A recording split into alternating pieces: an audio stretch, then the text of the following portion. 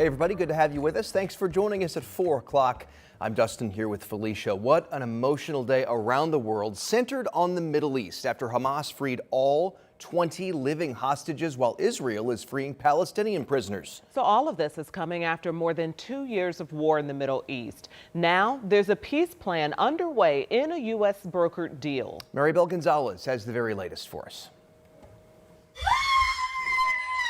Emotional reunions as the final 20 hostages held by Hamas were reunited with their families across Israel. People cheered in Tel Aviv celebrating this milestone moment. Under a U.S. brokered ceasefire deal, hundreds of Palestinian prisoners and detainees were met with large crowds as they also reunited with their relatives in the West Bank. President Donald Trump declared a dawn of a new Middle East. This deal, this once-in-a-lifetime deal, nobody's ever seen anything like what's happening today. On Monday, photos released by the Israeli Prime Minister's office show a freed hostage playing with his children for the first time in 2 years. Families say they never stopped fighting for the release of their loved ones. Keep sharing your stories to policymakers. Keep telling us what do you think needs to happen and give us ideas on how we can break the deadlock. And we kept doing that. They kept open the White House for us. And President Trump has done it. President Trump said that phase 2 of his 20-point ceasefire plan to end the war between Israel and Hamas has already started as he meets with world leaders in Egypt for a summit on Gaza's future and peace in the Middle East. You look at Gaza, and it needs a lot of cleanup. This is clearly, in my mind, I think in the mind of everyone in this room, probably one of the most important days for world peace in 50 years. I'm Maribel Gonzalez reporting.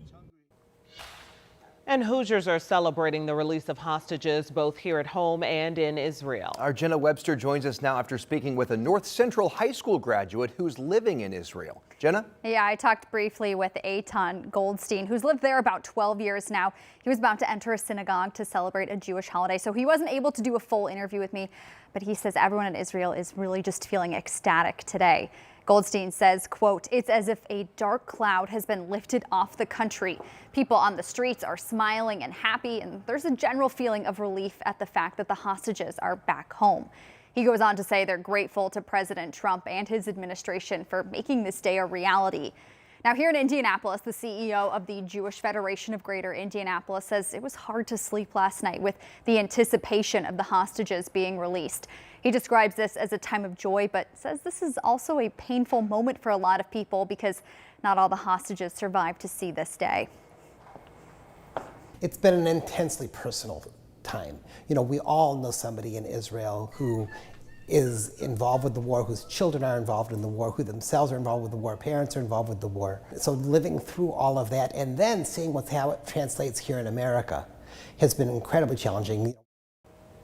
Now, he says in the last 2 years, anti-Semitism has gone up over 500%. So now the challenge is really how to move forward from all of this. Now, Goldstein says he's feeling cautiously optimistic about the next steps in the peace plan. Again, that's that 20-point plan that the Trump administration proposed.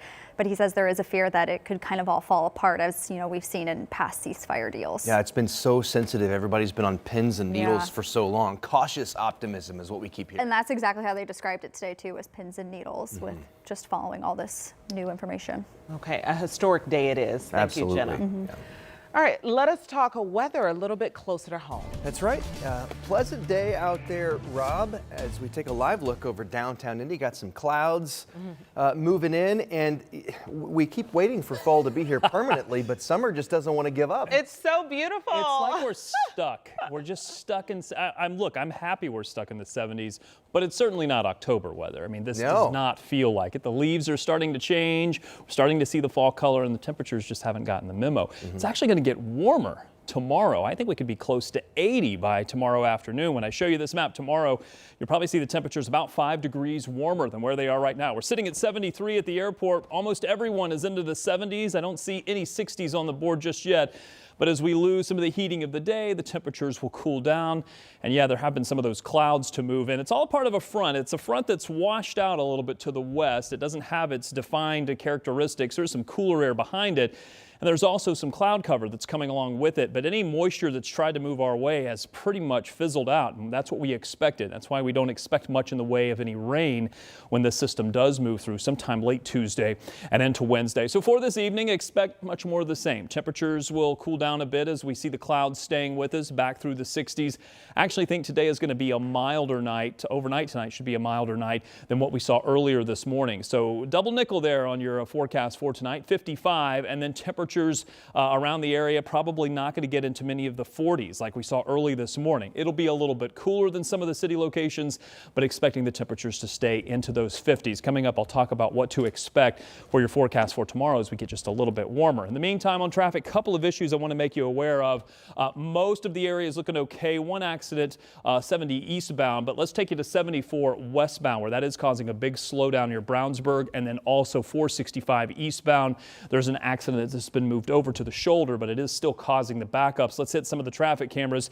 Literally just a minute and a half ago, before I did weather, that far side lane, that's the westbound traffic, was completely backed up. So that accident has now been cleared and is allowing traffic to flow smoothly.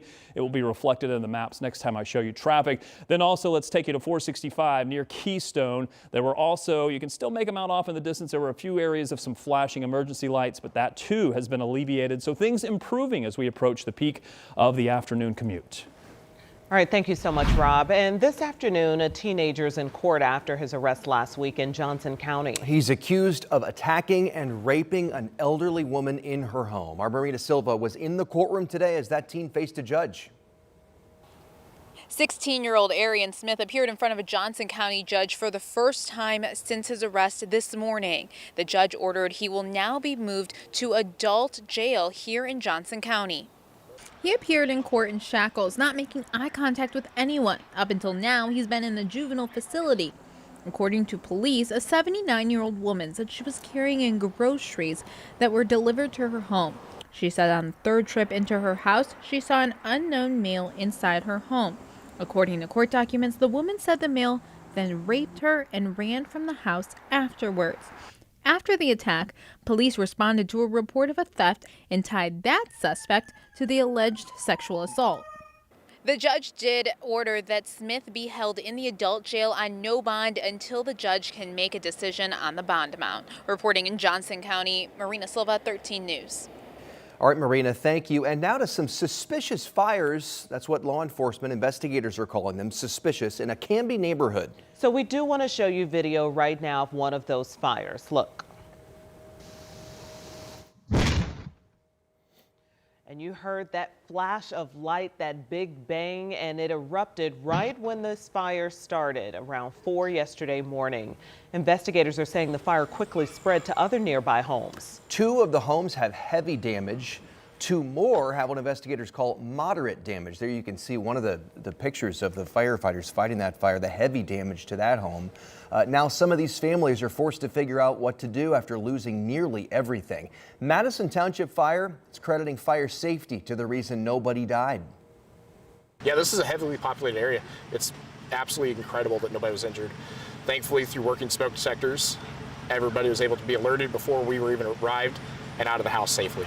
Yeah, so investigators are asking people in the area to check your doorbell cameras, specifically around the 4 a.m. mark, to see if you captured anything that might help them.